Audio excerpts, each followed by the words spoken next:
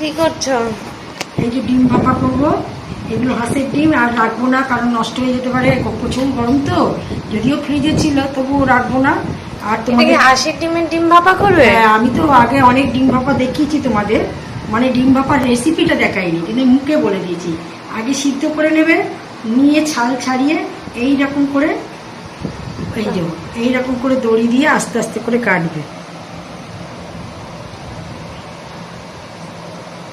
একটু সময় লাগবে, এটা মুরগির ডিম হলে তাড়াতাড়ি হয়ে যেত। মুরগির ডিম হলে তাড়াতাড়ি হয়েছে, হাঁসের ডিম একটু শক্ত তো।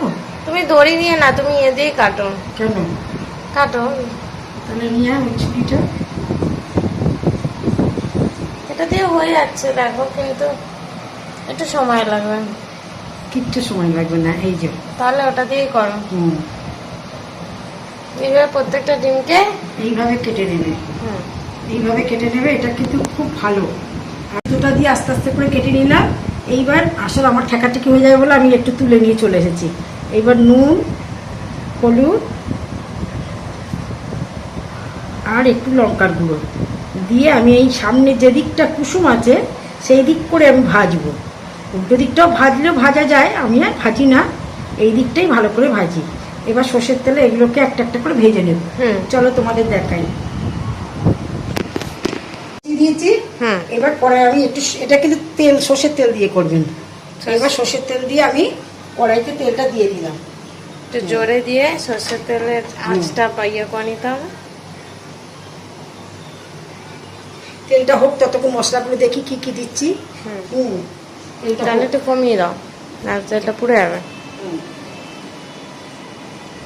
আচ্ছা, এই কৌটোটাতে করে দেখাবো। আচ্ছা, প্রথমে দেখাই, অনেকে এটা দেয় না, নারকেল দেয় না, আমি দিই। এই দেখো, 4টে কাঁচা লঙ্কা দিলাম, আমি 5টা দিলাম, কারণ তোমরা যেরকম ঝাল খাবে সেই রকম বুঝে দেবে। আর 5-6টা নারকেলের টুকরো, এই যে টুকরো, এটা দিলে খুব টেস্ট হয়। আচ্ছা, আমার সাদা সর্ষে আর কালো সর্ষে আমি মিক্সড করে রাখি, এই যে এতে সাদা সর্ষের পরিমাণটাই বেশি থাকে। এই যে সাদা আছে, এতে কালোও আছে, যে কালোও বার করে দিচ্ছি। এই যে 2.5 চামচ মতন সাদা সর্ষে আর কালো সর্ষে দিয়ে দিলাম। আচ্ছা, তারপরে দিচ্ছি 1 চামচে পোস্ত। এই যে এতটা দিই, অনেক বড় চামচ। হ্যাঁ, বড় চামচে দিই, একটু ভালো করে খাওয়া যাবে। আচ্ছা, এতে নুন দেবো, হলুদ দেবো। নুন হলুদ দেবে মা। তারপরে টক দই দেবো, দিয়ে পরিমাণ মতন এই যে নুন দিয়ে দিলাম। আচ্ছা, নুন দিলাম, একটু হলুদও দিচ্ছি। টক দইটা ইয়েতে দেবে মেশিনে, এর মধ্যে দিও না, আগেটাকে ঘুরিয়ে নাও। দাঁড়া, একবার ডিমটা হয়ে গেছে, চল। দিয়ে এটাকে পেস্ট করতে হবে একটু জল দিয়ে। এবার ডিমটা তেল হয়ে গেছে। এবার ডিমগুলো না আপনারা এই কুসুমের দিক করে দেবেন, আস্তে আস্তে করে। তাহলে কি জিনিসটা কুসুমেরটা ভাজা ভাজা হয়ে যাবে, তো খেতে খুব ভালো লাগবে।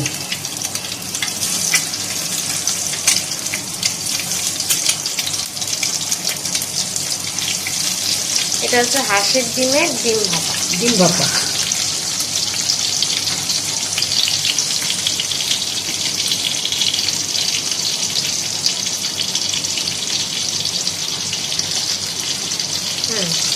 এগুলো ভাজা হয়ে গেলে এগুলোকে তুলে নিতে হবে। এবার এইটাতে একটু জল দিয়ে, এইটা একটু জল দিয়ে নিই, তারপরে পেস্টটা করছি, তারপরে একটু জল দিয়ে দেবো। আচ্ছা, এইটা একটু আমার পিউরিফায়ার জল, রিফাইন জল দিয়ে দিলাম। দিয়ে মিক্সিটা, আমাদের আসলে জিনিসপত্র এখনো সেটিং হয়নি, যার জন্য এইরকমই রয়েছে।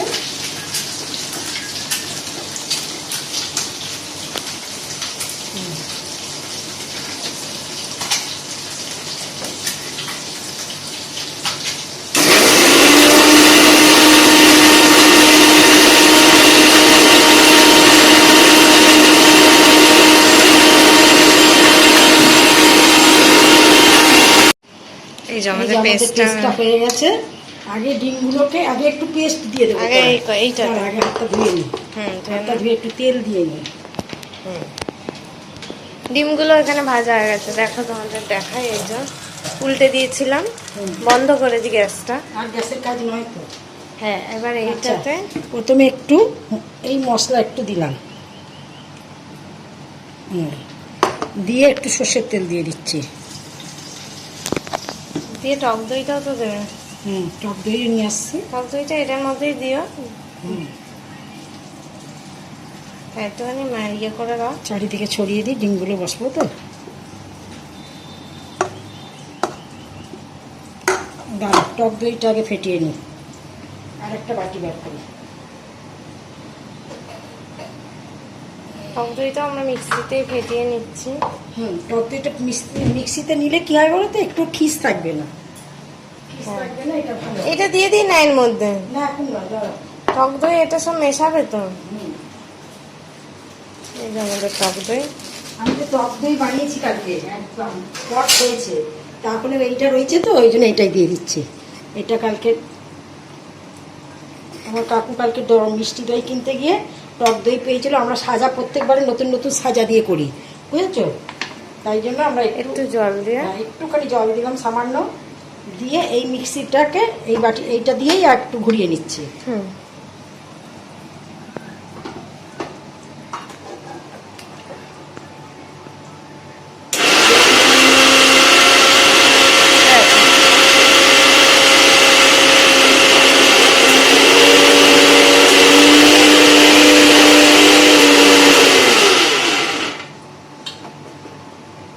দিয়ে দাও এবার টক দই, এটা সব মিশিয়ে নাও চামচে দিয়ে, হাত দিয়ে, যেটাতে। আগে টক দইটা দিয়ে দিচ্ছি, টক দইটা দিয়ে এটাকে ইয়ে করে দিলাম। আগে দাও পরে দাও, সবটাই তোমাদেরকে মেশাতেই হবে। মেশাতে হবে সব কিছুই। হ্যাঁ, এবার ওইটা দিয়ে দাও, ওই মশলাটা। একটু ডিমের উপর দেবো। হ্যাঁ, একটু ডিমের উপর দেবো। নুনটা তোমরা চেক করে নেবে এই পর্যায়ে। আর এবার ডিমগুলোকে দিয়ে আমি আস্তে আস্তে আস্তে আস্তে আস্তে আস্তে আস্তে আস্তে বসিয়ে দে। একসঙ্গে তুলিস না, একটা একটা করে তুল না।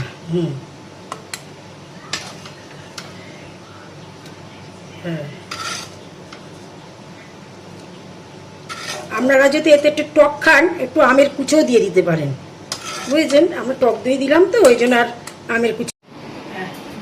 এবার আমি একটা ইন্ডাকশানের মধ্যে কড়াইতে জল দিয়েছি। হ্যাঁ, এবার ইন্ডাকশানটা আমি ধরিয়ে দেবো। একটা স্ট্যান্ড দিয়ে দিচ্ছি, 20 মিনিট ভাপে থাকবে এটা। 20 মিনিট? হ্যাঁ, এটা 100 আছে, 1000 না, 1000 আছে। হ্যাঁ, এটা থাক। এবার 15 থেকে 20 মিনিট রাখবেন, তারপরে ওটাকে বন্ধ করে দেবেন। আর খুব জোর খুব অসুবিধে মনে হচ্ছে তাহলে একটু কমিয়ে দেবেন। ফুটে উঠলে একটু কমিয়ে দেবেন, বুঝতে তো পারবেন ফুটে গেছে, তাহলে কমিয়ে দেবেন। কমিয়ে দেওয়ার পরে আপনারা টাইমটা কিন্তু ঠিক রাখবেন, 15 থেকে 20 মিনিট অবশ্যই রাখবেন। আর এটা পুরো হয়ে গেলে তোমাদেরকে দেখাচ্ছি। ঠিক আছে, চলো। আমাদের এটা হয়ে গেছে। হ্যাঁ, এই যে খুলেছি, খুলে দেখাই। এই যে দেখো কি সুন্দর, কি সুন্দর, কি সুন্দর। খেতেও খুব ভালো হয়। খেতেও খুব ভালো হয়। ঠিক আছে, তোমাদের যদি এটা পছন্দ হয়ে থাকে, আমি যে সমস্ত রেসিপি দেখালাম তার আগে তোমরা করেও দেখতে পারো।